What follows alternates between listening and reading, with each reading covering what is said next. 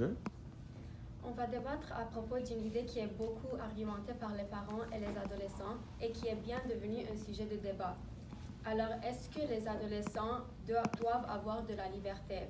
Moi, je vais argumenter le côté contre et Marina va argumenter le côté pour. Alors, de mon côté, je suis pour, à cause que je crois que depuis notre jeune âge, on est psychologiquement lié à faire ça pour tout ce qui arrive dans notre quotidien. Si quelqu'un nous dit de ne pas faire quelque chose sans donner une raison valable et instructive, on va être plus tenté de le faire. Également, c'est comme ça pour les adolescents. Si les parents leur disent de ne pas faire quelque chose sans donner une raison valable, ils vont être plus tentés à rebeller et faire quelque chose contre ce que leurs parents leur disent et ils vont révolter et faire peut-être des actes criminels qu'ils ne feraient peut-être pas si leurs propres parents avaient donné de la confiance et la liberté à leurs propres enfants. Comme je vais donner un exemple, j'ai une amie qui, ses parents ne lui laissaient pas sortir pour comme les soirées entre amis, même elle ne venait pas. Et pendant les heures d'école, c'est là elle devenait plus curieuse de ce qu'il y a que ses parents lui cachent. Et c'est là qu'elle a commencé à entrer dans les conflits avec des drogues et tout ça. Et c'est juste un exemple de plusieurs cas des adolescents qui ont une relation pas bonne avec leurs parents. Alors, la création de manque de confiance entre parents et adolescents de leur jeune âge fait que quand ils grandissent, ils vont pas vouloir s'ouvrir et avoir une relation amicale même avec leurs parents parce qu'ils vont penser qu'ils leur jugent et qu'ils n'ont encore pas de confiance en leurs enfants. Et ils vont pas vouloir s'ouvrir sur leur vie personnelle, leur vie sexuelle, vie n'importe quoi amicale. Et même aux limites, ça peut donner des sentiments de rancune envers un sur l'autre. Un autre argument, c'est que pas tous les jeunes adultes ont la même personnalité et alors ils n'ont pas le même niveau de maturité non plus. En impliquant que tous les adolescents ont le même niveau de maturité, c'est généralisé à cause que les jeunes de cet âge de 14 à 17 ans, ils sont dans un stade très fragile dans leur vie, même eux, ils se découvrent, ils ne savent pas qu'est-ce qu'ils veulent. Alors, en leur privant de leur liberté, leurs parents leur imposent de suivre une certaine image que peut-être ça ne leur convient pas. Et si on cache tout des adolescents en disant que c'est pour leur bénéfice, sans donner une raison valable, comme l'enfant n'apprendra rien. C'est comme les parents disent aux enfants d'aller à l'école, les enfants ont la confiance en leurs parents et ils vont à l'école parce que ils savent qu'ils veulent le bien de leurs enfants. Alors les parents devraient faire la même pour leurs enfants pour qu'ils puissent avoir une balance familiale. Et comme dernier point, les ados ont un cerveau et ils peuvent se défendre eux-mêmes et se penser et prendre des décisions par eux-mêmes. Et si on dit qu'ils ne l'ont pas et qu'ils ne sont pas matures, alors pourquoi on leur force de choisir un chemin d'études dès l'âge de 14 et 15 ans? Je crois que les adolescents ils n'ont pas atteint la maturité maximale à cet âge-là parce que leur cerveau est en train de développer. Et je crois aussi que les adolescents doivent prioriser leurs études avant tout. Et je crois aussi que les adolescents ne sont pas responsables à cet âge-là. Beaucoup d'adolescents sont impliqués dans des mauvaises habitudes comme la drogue, la cigarette, le vol. Et je crois que tous les adolescents doivent avoir une certaine liberté, mais je crois aussi que la liberté doit être limitée. Comme on ne doit pas mettre trop de restrictions pour les adolescents, mais on ne doit pas leur laisser faire tout ce qu'ils veulent et quand ils veulent le faire.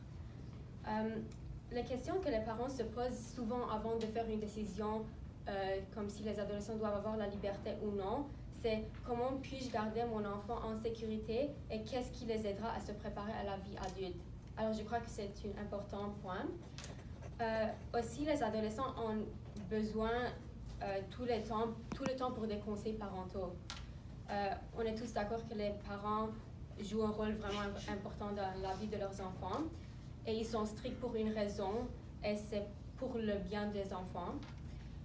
Moi aussi, j'étais adolescente il fait quelques années et alors je connais les intentions des adolescents.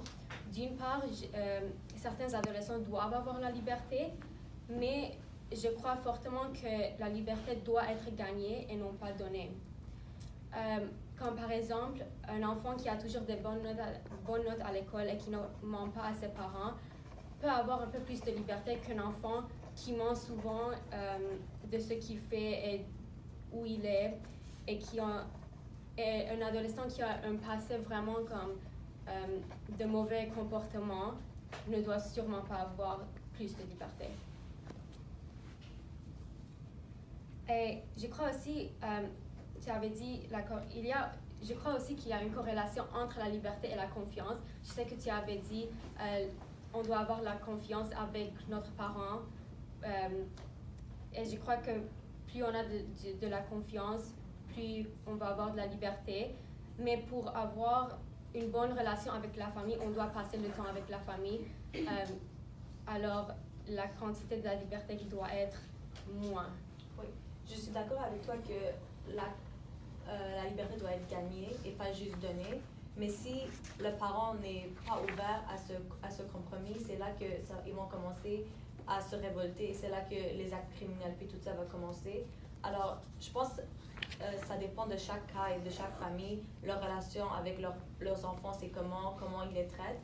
Et de plus qu'ils donnent la confiance et la liberté à leurs enfants en le gagnant, comme tu l'as dit, c'est là, comme ça qu'ils vont devenir des bonnes humains.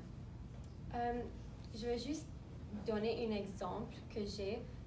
J'ai une cousine en fait qui traînait avec un groupe malfaisant depuis l'âge de 12 ans et elle était impliquée avec la drogue, le vol, les cigarettes et même la prostitution. Alors je n'ai pas eu de ces nouvelles depuis presque 5 ans et je ne sais pas où elle se trouve. OK. Mais tu dis que depuis l'âge de 12 ans, alors pourquoi les parents n'ont pas rentré comme pour pas lui sauver, mais comme lui dire de ne pas faire. Comme je dis pas que les parents doivent donner la liberté complète, mais comme ils doivent être là aussi pour l'aider et pour voir où elle est rendue, tout ça. Je dis pas qu'on donne la liberté à l'enfant puis on dit qu'on fait qu'est-ce que tu veux. Je dis tu le donnes à une limite pour que l'enfant sent que tu as la confiance en elle pour qu'elle peut grandir mieux et peut avoir une maturité plus élevée. Oui, mais le cerveau des adolescents n'est pas très développé à cet âge-là. Et ils ne savent pas qu'est-ce qui est bon pour eux. Comme pourquoi vous pensez qu'il y a une restriction de ne pas conduire sous l'influence de l'alcool? Je sais que ça implique pour toute la population, mais je crois sûrement pour les adolescents parce que les adolescents ne savent pas mieux. Et ils pensent qu'est-ce qui va arriver si je conduis comme si je conduis plus vite quand il peut voir dehors, ou si je conduis quand je suis sous l'influence de l'alcool. Tu as raison, mais je crois aussi que même si leur cerveau n'est pas développé assez, parce que ça va développer comme quand ils ont l'âge de 25 ans à peu près, ils peuvent distinguer comme le mal du bon. Puis je suis sûre qu'un enfant de 15 à 16 ans, 14 ans même, va savoir que faire de la drogue, c'est pas une bonne chose et faire des actes bénévolat, ça va être mieux pour lui, elle. C'est ça quand les parents doivent être comme... C'est pour ça que impliqué, c'est pour ça, pour arrêter ça. Alors, la ligne dernière, c'est juste que chaque cas, c'est différent. Chaque famille, c'est différent avec leurs enfants. C'est juste une confiance, un minimum qu'ils doivent donner pour que l'enfant puisse avancer avec la confiance avec la famille. Merci.